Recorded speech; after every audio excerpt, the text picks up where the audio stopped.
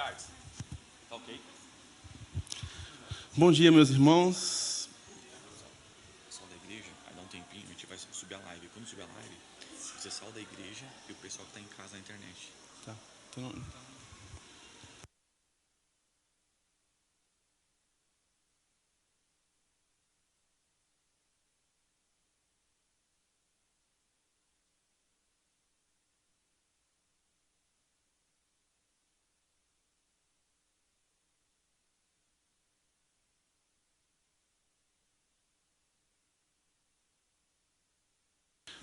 bom dia, meus irmãos. Saúdo a igreja com a santa paz. Amém? Bem, eu tive essa oportunidade de dar esse estudo aqui. Meu nome é Jonatas e estou há pouco tempo na igreja e quero compartilhar algo do Senhor aqui para vocês essa manhã, tá bom? Sou casado com a Sávia, tenho uma filha chamada Radassa. Queridos, esse estudo, eu venho do Piauí e a cada quinzena eu trago um estudo para um PG de surdos. Aí eu fui convidado para estar ajudando na IBD e faltou lá umas pessoas para dar aula aqui. O pastor Cindo perguntou quem tinha disponibilidade. Aí eu já tinha esse estudo pronto, que eu dei nesse PG ontem. Aí perguntei se encaixaria hoje aqui na IBD. O pastor Cindo deu o aval, ok, então qualquer coisa, briga com ele lá, viu? Brincadeira, gente. Tiago, capítulo 1. No nosso PG lá, nós estudamos um livro e vamos expondo capítulo a capítulo. E ontem foi Tiago, capítulo 1, tá bom? Versículos 1 a 27. Diz assim: Tiago, servo de Deus e do Senhor Jesus Cristo, as 12 tribos que se encontram na dispersão, saudações. Meus irmãos, tende por motivo de toda alegria o passardes por várias provações, sabendo que a provação da vossa fé, uma vez confirmada, produz perseverança. Ora, a perseverança deve ter ação completa, para que sejais perfeitos e íntegros, em nada deficientes. Se, porém, algum de vós necessita de sabedoria, peça a Deus, que a todos dá liberalmente, e nada lhes impropera, e ser-lhe-á concedida. Peça, porém, com fé, em nada duvidando, pois o que duvida é semelhante à onda do mar, impelida e agitada pelo vento. Não suponha esse homem que alcançará do Senhor alguma coisa. Homem de ânimo dobre, inconstante em todos os seus caminhos. O irmão, porém, de condição humilde, glorie-se na sua dignidade, e o rico na sua insignificância, porque ele passará como a flor da erva. Porque o sol se levanta com seu ardente calor, e a erva seca, e a sua flor cai, e desaparece a formosura do seu aspecto. Assim também se murchará o rico em seus caminhos. Bem-aventurado o homem que suporta com perseverança a aprovação, porque depois de ter sido aprovado, receberá a coroa da vida, a qual o Senhor prometeu aos que o amam. Ninguém, ao ser tentado, diga, sou tentado por Deus, porque Deus não pode ser tentado pelo mal, e Ele mesmo a ninguém tenta. Ao contrário, cada um é tentado pela sua própria cobiça, quando esta o atrai e o seduz. Então a cobiça, depois de haver concebido, dá à luz o pecado, e o pecado, uma vez consumado, gera a morte. Não vos enganeis, meus amados irmãos. Toda boa dádiva e todo dom perfeito são lá do alto, descendo do Pai das luzes, em quem não pode existir variação ou sombra de mudança. Pois, segundo o seu querer, Ele nos gerou pela palavra da verdade, para que fôssemos como que primícias das suas criaturas. Sabeis essas coisas, meus amados irmãos.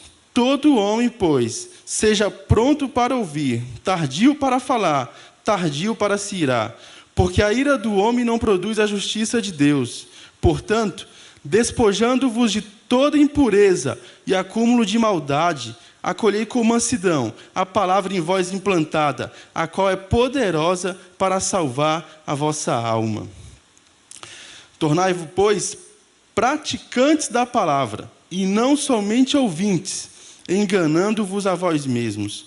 Porque se alguém é ouvinte da palavra e não praticante, assemelha-se ao homem que contempla num espelho seu rosto natural. Pois a si mesmo se contempla e se retira, e para logo se esquece de como era a sua aparência.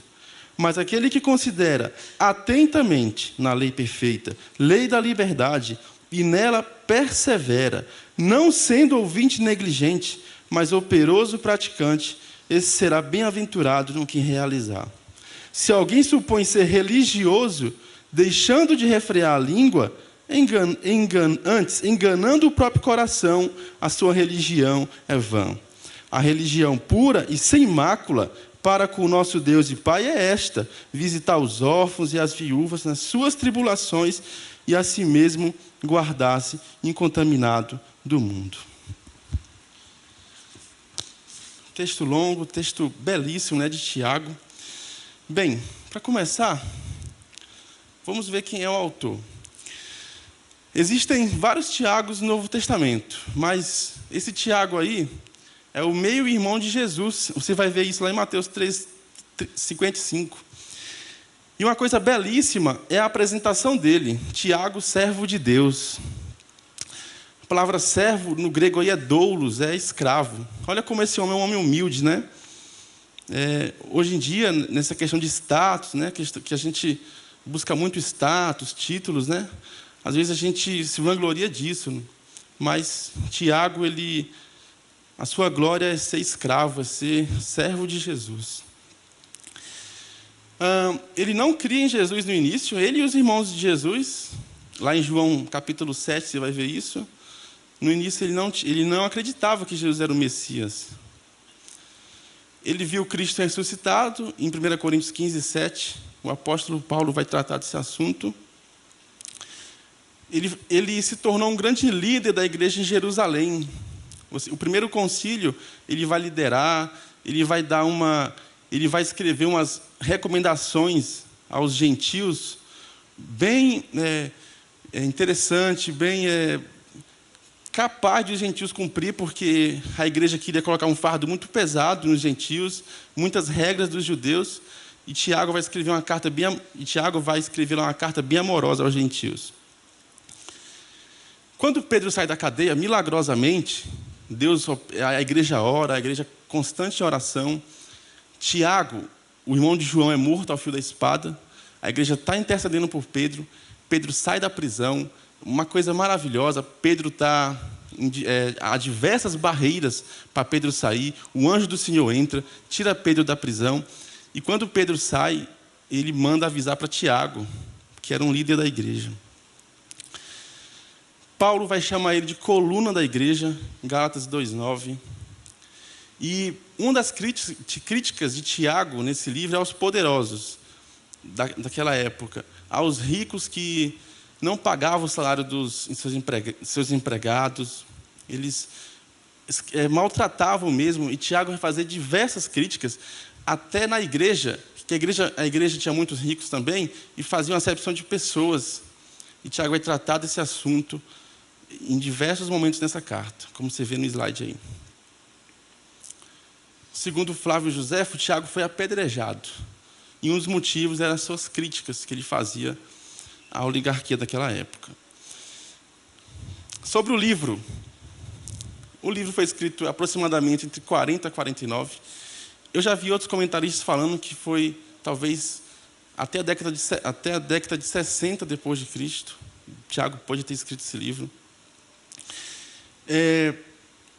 Como você vê no versículo 1, a carta é direcionada às 12 tribos que se encontram na dispersão. Referência aos judeus que viviam fora da Palestina. Você vai ver que, em Atos capítulo 8, há uma grande perseguição. E os judeus têm que fugir do seu local ali de origem, vai ficar disperso. E ele escreve essa carta a uma igreja que está passando por gravíssima provação e perseguição, né? Essa carta, o Hernandes Dias Lopes chama ela ela é comparada ao Sermão do Monte, porque ela tem muitos ensinamentos práticos. Tiago, ele sai um pouco da teoria. Essa carta de Tiago não é uma carta teológica, digamos assim, como Romanos, mas é uma carta prática. Quem lê essa carta, parece que Tiago está olhando no seu olho, está falando com a igreja daqui, falando com a gente hoje, e nos ensinando a como viver uma vida madura, uma vida santa, uma vida correta. Como eu acabei de falar, o principal assunto do livro é maturidade cristã. Nós encontramos também no livro de Tiago os principais assuntos. Eu vi um comentarista chamado William Barclay falando que não tem tanta ou não tem referência ao nome de Jesus, por exemplo, no livro de Tiago. Possivelmente, a pregação da glória de Cristo, da ressurreição, já estava diminuindo um pouco por parte dos apóstolos, por parte dos líderes da igreja, e falando sobre como viver uma vida santa. Como a gente hoje, né? Domingo a domingo a gente vem aprender mais sobre Deus, mais como viver uma vida correta. E essa carta de Tiago vem alertar a igreja a não sair, não deixar de viver uma vida correta diante de Deus. William Barclay disse que em sua carta há 23 aparentes citações do Sermão da Montanha, aqui nessa carta de Tiago.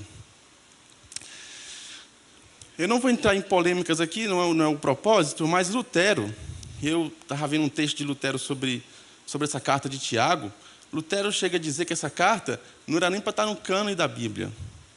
E uma das afirmações dele, errada, né, é que a epístola de Tiago é uma epístola cheia de palha.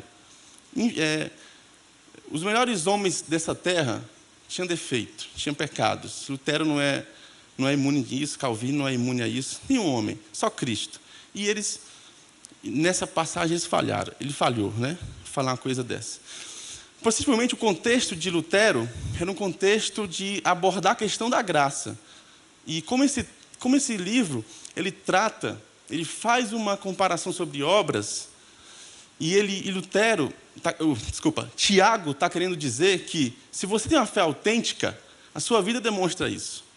Não tem como alguém dizer que tem uma fé autêntica sem a sua vida demonstrar. Então, quando o Tiago fala de obras, Tiago fala das evidências da conversão.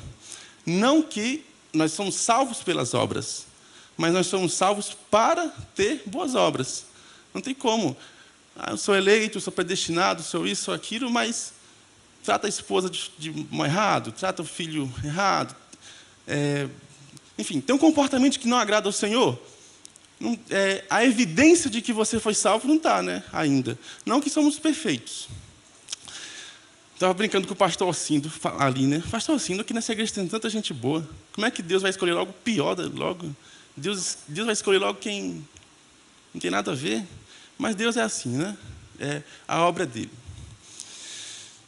Bem, eu separei aqui uns 3 pontos desse capítulo. Eu não vou aqui esgotar o assunto e nem vou ser muito prolixo, vai ser rápido.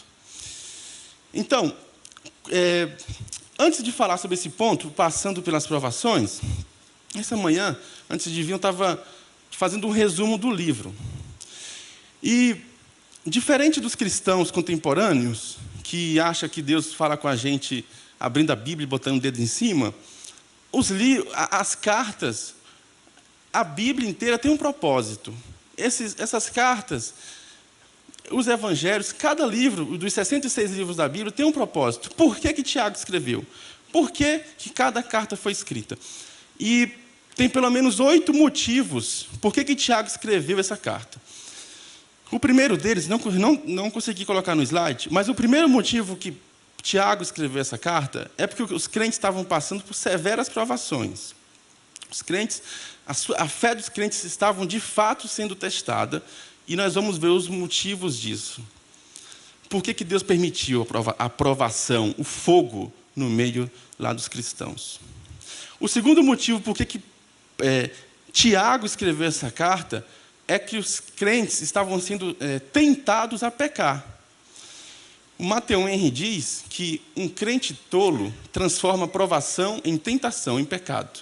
Deus quer provar o sujeito, mas ele consegue, por falta de maturidade, transformar aquela provação em pecado. E os crentes estavam sendo muito tentados a pecar. Deus não tenta, Deus prova, a gente vai ver isso. O terceiro motivo por que Tiago escreveu essa carta é porque alguns crentes estavam sendo humilhados pelos ricos.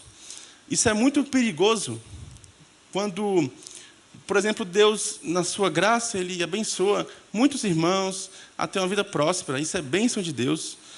Não tem nada contra ter dinheiro, não tem nada contra ser bem-sucedido. Isso vem de Deus. Salomão pediu sabedoria e Deus o enriqueceu muito.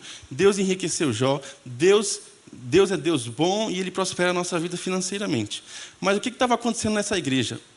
Os cristãos humildes estavam sendo humilhados pelos ricos.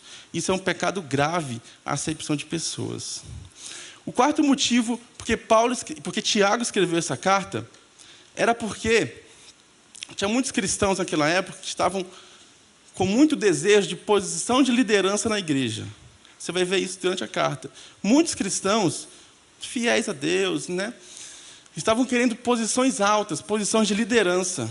E Tiago vai até falar que quem quer ocupar a posição de liderança tem que tomar cuidado, porque o juízo é maior.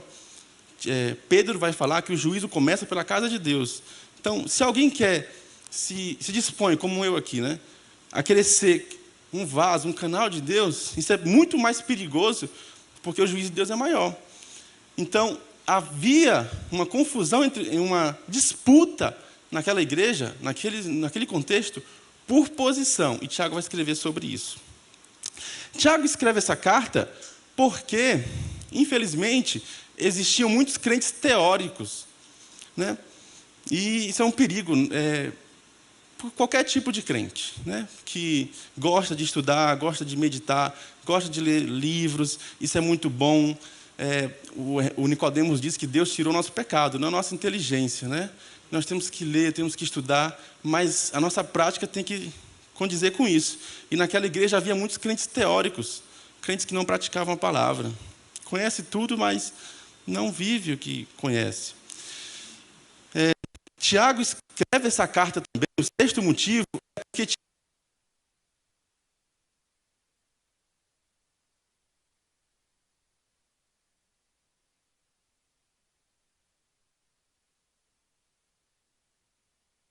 Tiago escreve essa carta, o sétimo motivo, para nos alertar sobre o uso da língua. Olha só, naquele tempo já havia isso. Os crentes estavam usando a língua para destruição, para maledicência. E Tiago vai alertar sobre isso. Tiago, na verdade, ele escreve um capítulo, boa parte do capítulo 3 é só sobre isso. Oitavo motivo por que Tiago escreve essa carta é porque alguns irmãos estavam se afastando do Senhor. Esses 8 motivos que a gente viu, será que tem alguma coisa a ver com a gente? Você acha que esses problemas são os mesmos hoje, nossos, da nossa igreja, da nossa vida, né? Bem, passando pelas provações. Então, Tiago vai dar alguns conselhos sobre como passar pelas provações aí. Dá para ler? Dá, né? Não sei quem está lá atrás. Quando você passar pelas provações, Tiago fala para termos alegria. Sofrer como um cristão é motivo de grande alegria.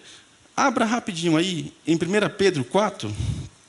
Pedro vai tratar sobre esse mesmo assunto. E Pedro vai falar assim, ó. Amados, não estranheis o fogo ardente que surge no meio de vós, destinados a provar-vos, como se alguma coisa extraordinária vos estivesse acontecendo.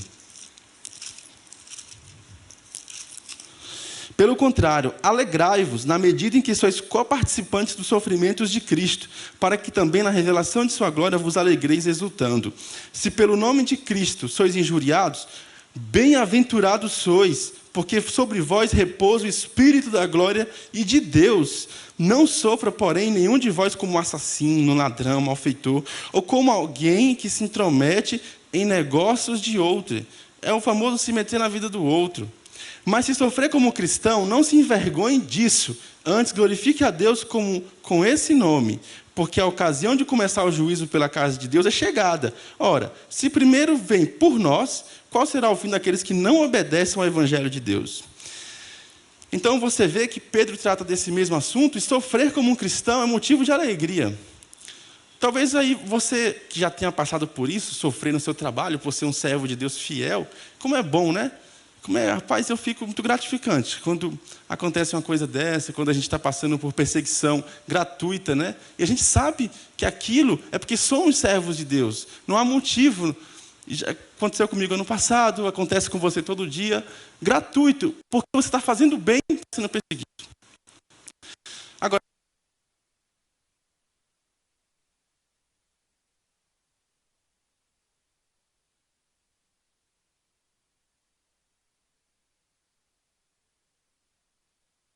Jesus afirma isso em João 16:33, que ele fala que teremos aflições. Paulo fala que é um privilégio não somente ter a graça de Deus, viver com Cristo, ter a alegria de Deus, mas também passar por provações. Filipenses 1:29. Passar por provações em nome de Cristo, por causa de Cristo, porque está vivendo com Deus, é um motivo de alegria, de satisfação.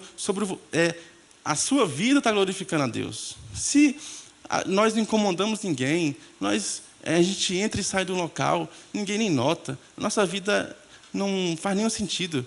Isso é ruim, né? Não é assim.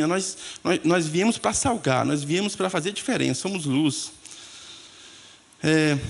O texto fala também, meus irmãos, tende por motivo de toda alegria o passardes, né? Provação não é para a vida toda. Meu irmão, a gente encontra com pessoas por provação 30 anos na sua vida, nunca acaba. Não, a provação termina assim. Vamos passar por muitas, mas vem uma provação, a gente passa, é vitorioso. Então, a provação é para a gente passar por ela. A provação a gente vence. A gente sai vitorioso das nossas provações, das nossas lutas. E o texto fala várias provações. No grego, eu não vou me arriscar em ficar falando palavras gregas aqui, mas no grego aí tem a ideia de colorir. São várias, são variadas. Então a gente passa por provação em diversos contextos da nossa vida. Em diversos. Ontem eu estava vendo no jogo do Flamengo e Palmeiras, né? Não adianta nem orar o jogador por ganhar o jogo. Deus não faz acepção, né? Não adianta o Senhor me dar. Tem servo de Deus dos dois lados, né? Essa oração não vai ser ouvida e escutada por Deus. Agora, você pode orar um jogador ali para glorificar Deus como um bom jogador. Estava vendo, acompanho, né, na internet aí, alguns jogadores que tatuam o nome de Deus, não sei o quê, e xingam o árbitro. E falta bater no árbitro. Não tem, como é que pode depois chegar o glória a Deus, Senhor, obrigado? Estava estressado, né? Mas a gente passa por provações em várias fases, em várias áreas da nossa vida. São várias. A gente tem que entender isso. A gente passa por provação dentro da igreja também. As provações nos levam à maturidade. Deus prova nós para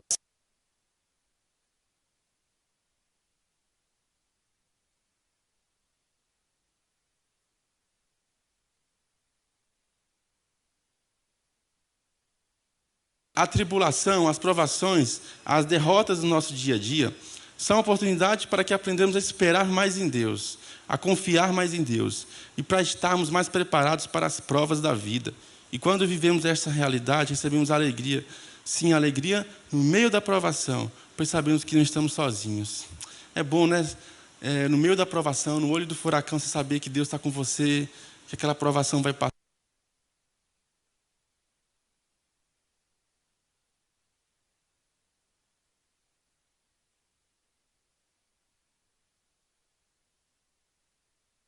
Né? Você não vai ficar aqui para sempre. Para alcançar maturidade, Deus faz 3 coisas. Em primeiro lugar, há uma obra que Deus realiza por nós, que é a salvação. Em segundo lugar, há uma obra que Deus realiza em nós, a santificação. Em terceiro lugar, há uma obra que Deus realiza através de nós, o serviço. O que fazer nas provações? Qual é o nosso comportamento diante das provações? É pedir sabedoria a Deus. Sabedoria é usar bem a Bíblia, fazer escolhas certas. No meio da provação, o pedido correto para Deus é de sabedoria. Pedir a Deus o que fazer no meio disso. Quais são as estratégias? Quais são ali? Qual o próximo passo, Senhor? E eu estava conversando com o pastor Alcindo, Davi, rapaz, ele pergunta: Senhor, eu vou atacar essa cidade?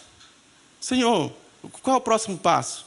Davi, quando ele vai para a guerra com os filisteus rejeitam Davi, ele volta, e Ziclag foi sitiada, as mulheres de Davi, Abigail e Ainoã, foram levadas, e Davi não se alvoroça, os homens de Davi choram de tristeza, ficam agoniados, mas Davi ele se fortalece no Senhor e pede a direção de Deus. Senhor, o que eu vou fazer?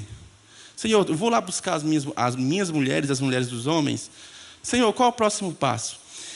E me parece que Deus gosta quando a gente pede a direção para Ele. Você se lembra de Salomão, né? Salomão pediu sabedoria, e Deus se agradou desse pedido. Salomão não pede para derrotar os inimigos, não pede dinheiro, pede sabedoria. E me parece que quando você pede sabedoria, todas as outras coisas vêm. Porque talvez Deus não nos dê as coisas porque somos meninos, somos crianças mesmo. E a gente tem que pedir sabedoria, pedir a Deus maturidade para passarmos a próxima fase dessa nossa jornada. Então, quando a gente pede a Deus sabedoria, Deus, rapaz, está pedindo uma coisa que eu gosto, eu vou te dar. Quando você pede a Deus sabedoria, Deus te dá tudo. Deus vai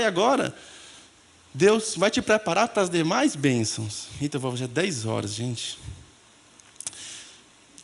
Crer que Deus é um doador generoso. Está no texto aí, que Deus não vai te negar o que você pedir a Ele. Temos que orar confiantemente, bombardear o céu com a nossa oração. Rapaz, não tem melhor hora para a crente orar é na provação. Talvez seja por isso que nós passamos por provações. Para a gente crescer mesmo, para a gente orar mais. Quando está tudo em festa, até Salomão falou que é melhor estar num velório. Quando está tudo bem, nós esquecemos de Deus. Então a provação é para a gente orar. E Jesus nos instrui a orar sem cessar, a orar e continuar orando. Aquela parábola da viúva que foi atrás do juiz. É para continuar orando. Deus não te respondeu hoje? Continua orando. Não desista. Ore até Deus responder. Ore até seu joelho adoecer. Ore até Deus te responder, que Deus responde a oração. Deus gosta quando nós oramos. E Ele tem vários momentos onde Cristo, Jesus mesmo, Ele se retira para orar.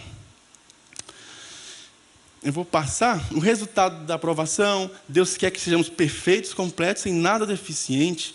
Eu vou avançar um pouco, já 10:06.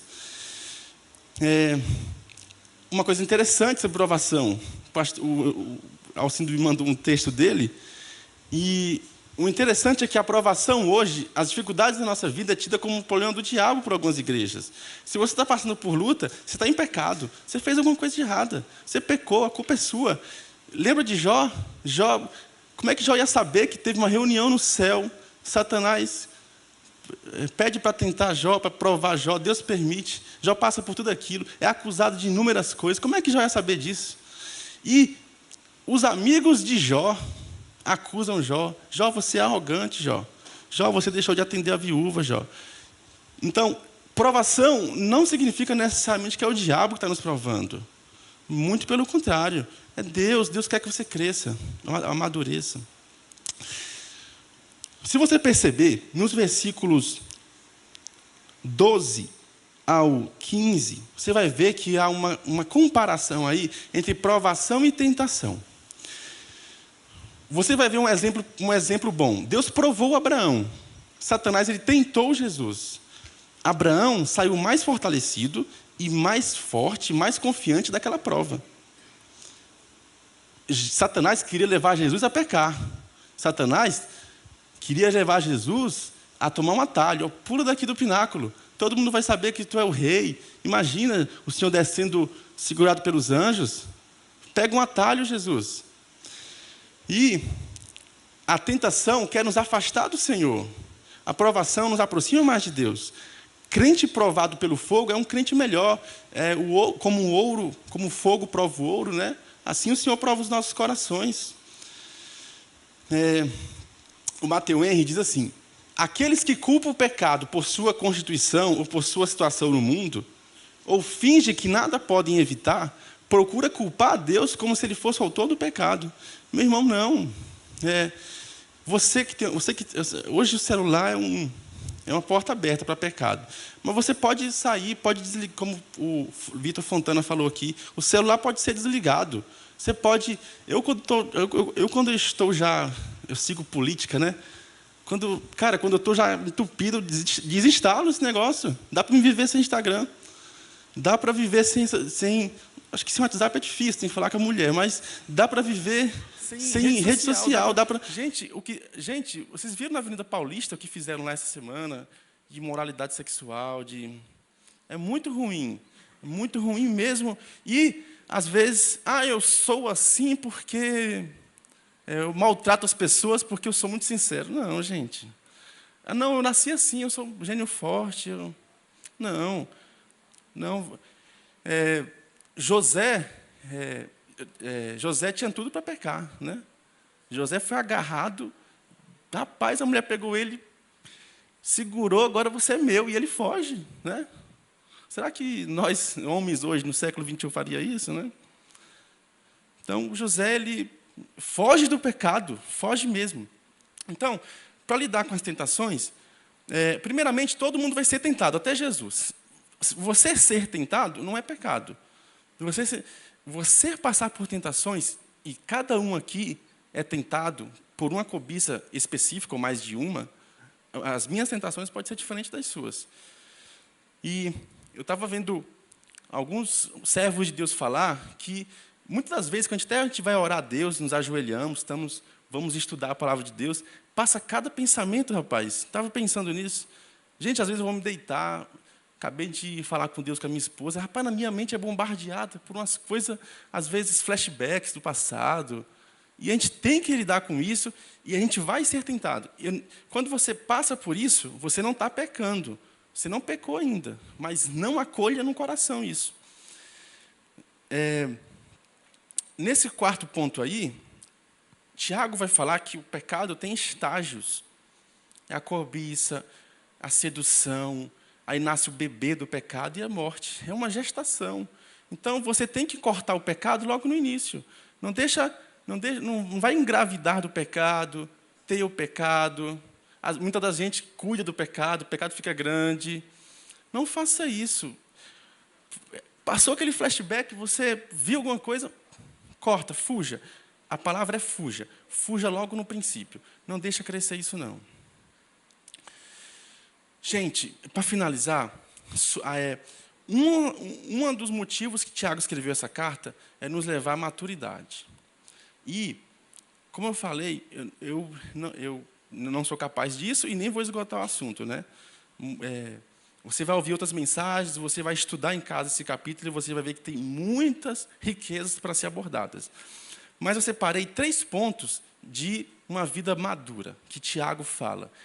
O primeiro ponto de como ter uma vida madura é cuidado com a língua. E eu coloquei também os dedos, porque hoje a gente fala, né, pelo WhatsApp, a gente maltrata as pessoas, a gente joga em direto lá nos grupos do WhatsApp, aquele versículo que não tem nada a ver, que se joga para apontar o dedo. Hoje, os nossos dedos é a nossa língua também. Aqueles comentários, hoje nem pode, que o Alexandre de Moraes pega a gente, né, se a gente comentar lá nos posts lá da Folha de São Paulo, é perigoso, né? Mas hoje... como antes, temos que tomar cuidado com a língua. E em Provérbios 18, 21, diz uma coisa muito interessante.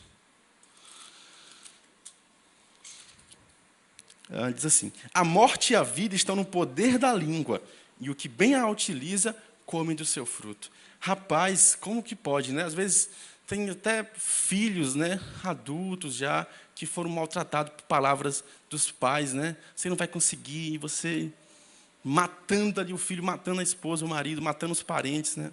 Matando o irmão. Uma vez, eu tive um estudo como esse, o pastor me deu a oportunidade dessa, eu desci, aí tinha um irmão que era muito sincero, assim, muito sincero mesmo. Ele falou assim: Jonatas, rapaz, não dá para você não, viu? Não entendi nada, tenta outra coisa. Rapaz, naquela hora eu fiquei triste com essa palavra do irmão. Ele é um homem de Deus, você gosta muito dele. Jonas, tenta outra coisa que tu gagueja demais. Mas, rapaz, ele poderia ter me matado, viu, com essa palavra. Por pouco. Provérbios 21, 23, diz assim: o que guarda a sua boca e a língua guarda a sua alma das angústias. Rapaz, tem outro provérbio que diz assim... até o tolo é tido por sábio quando ele fica calado. No Salmo 34, versículos 12 e 13. Salmo 34, versículo 12 e 13. Davi dá uma receita para vivermos bem. Diz assim: quem é o homem que ama a vida e quer longevidade para ver o bem? Refreia a língua do mal e os lábios de falar indolosamente. Então, uma forma da gente viver bem, viver feliz, é guardando a nossa língua. E a nossa língua está na parte interna, amuralhada de dentes. É facinho para a gente ficar calado. Os nossos ouvidos estão fora, né?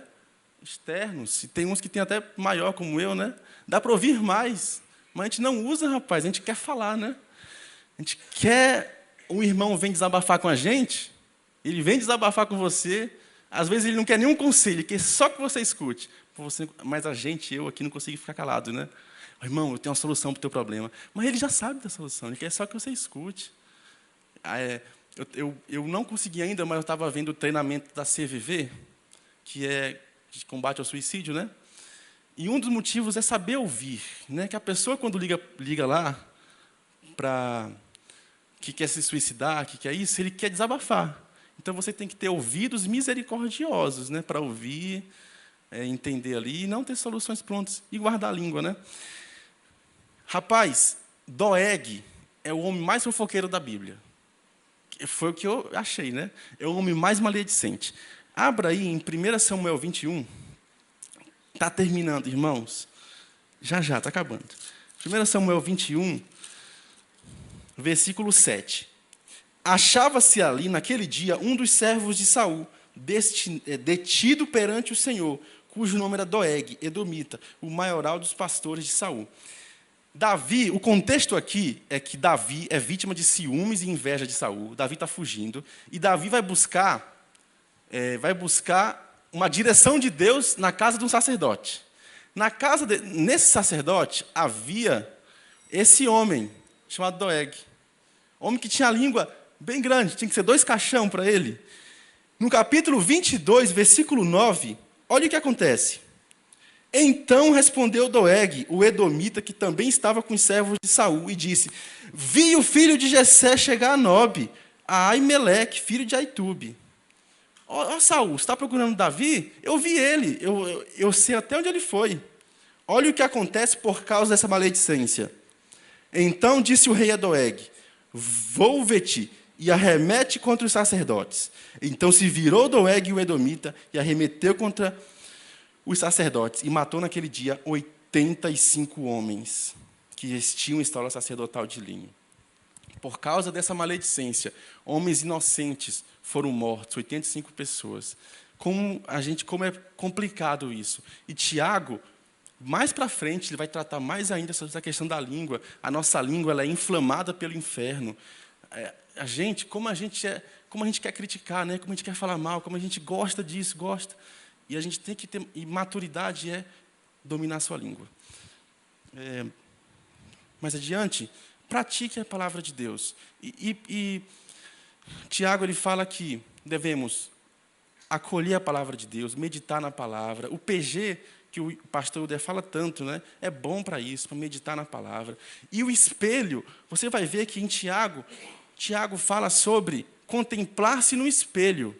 Quando você olha no espelho, você quer melhorar seu aspecto, né? Você quer, eu estou mal aqui, tudo. Você quer melhorar. E a palavra de Deus é o nosso espelho, para a gente melhorar a nossa vida, ter uma vida mais digna do Evangelho. A verdadeira religião que Tiago fala envolve 2 aspectos, como está no final aí. É caridade e uma vida pura. Você é um religioso de verdade?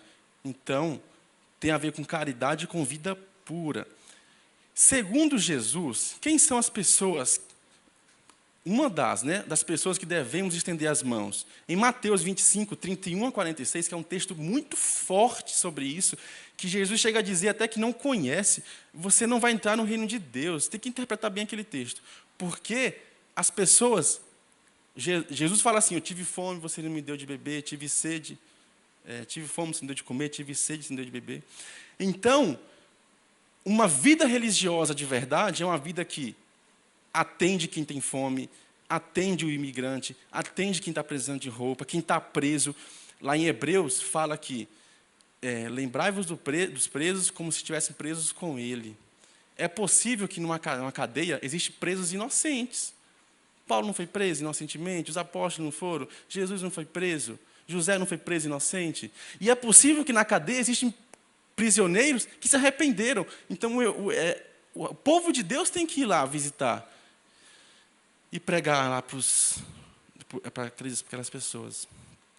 E a religião verdadeira envolve uma vida santa. Gente, hoje em dia, os pregadores coach aí da vida, pregadores liberais, não, a questão do homossexualismo, acham que agora pode ter 10 casamentos mesmo, pode...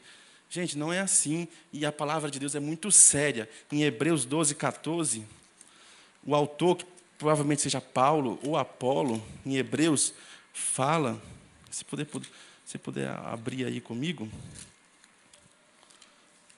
Hebreus 12, versículo 14. A minha Bíblia de estudo, às vezes, não acha as coisas.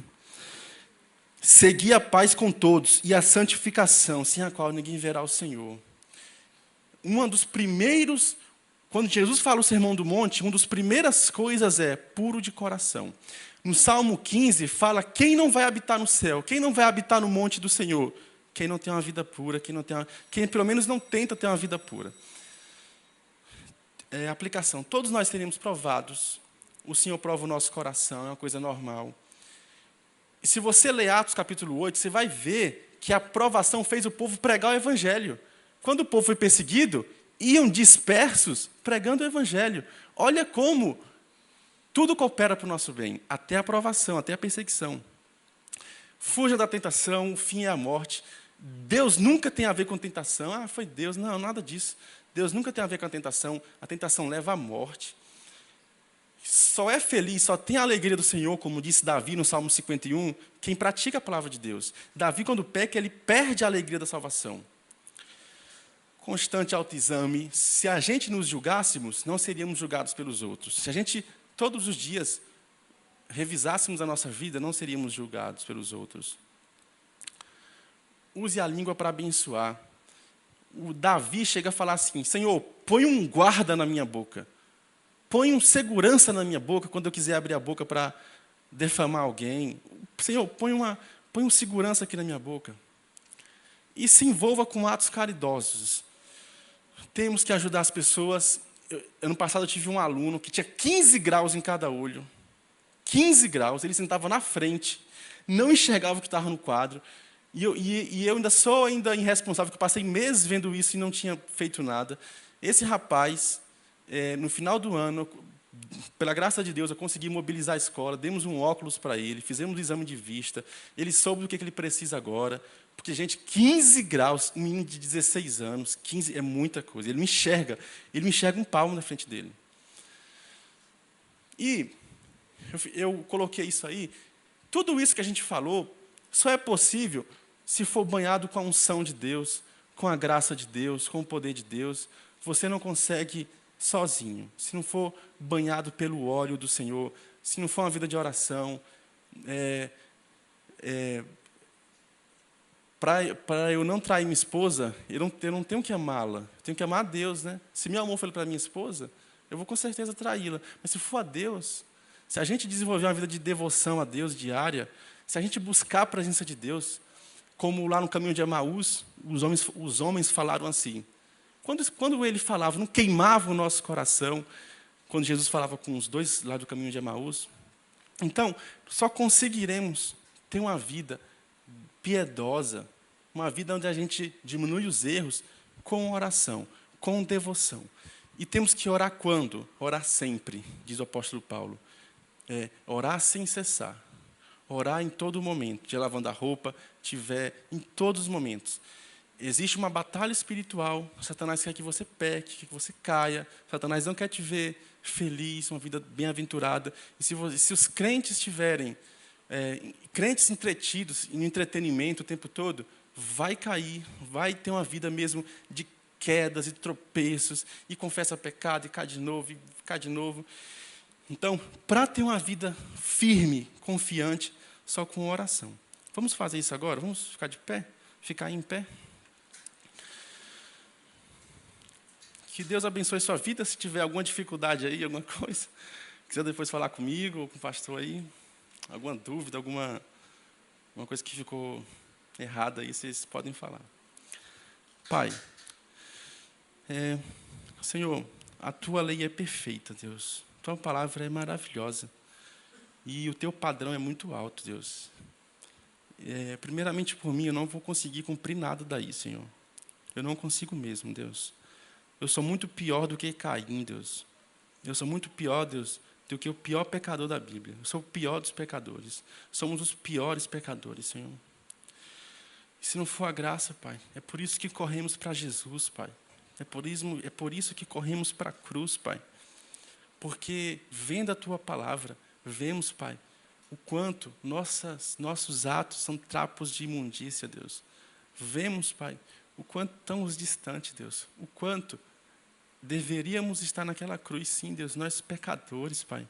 Nós que merecemos a morte, Deus. Mas o Senhor tem misericórdia de nós. Mais uma vez, revigora a nossa vida. Restaura o nosso coração. Queima em nosso coração Tua presença, Deus. Nos dá fome e sede, Pai, por Ti. Devolve-nos, Deus, a alegria da salvação, aquela paixão, Deus, aquela vontade de estar contigo a cada minuto. Nos faz viver, Pai, uma vida piedosa, Deus. E quando cairmos, Deus, porque nós vamos cair sim, Pai, nós somos pecadores, Pai. Quando cairmos de novo, estende a mão, Pai, e nos levanta de novo. Quando confessarmos nossos pecados a Ti, o Senhor é fiel e justo para nos perdoar. Estende a mão, Senhor, e nos coloca no caminho, Deus, um caminho estreito, Pai. Não o caminho, Deus, da perdição, não no caminho fácil, Deus. Abençoa cada um aqui e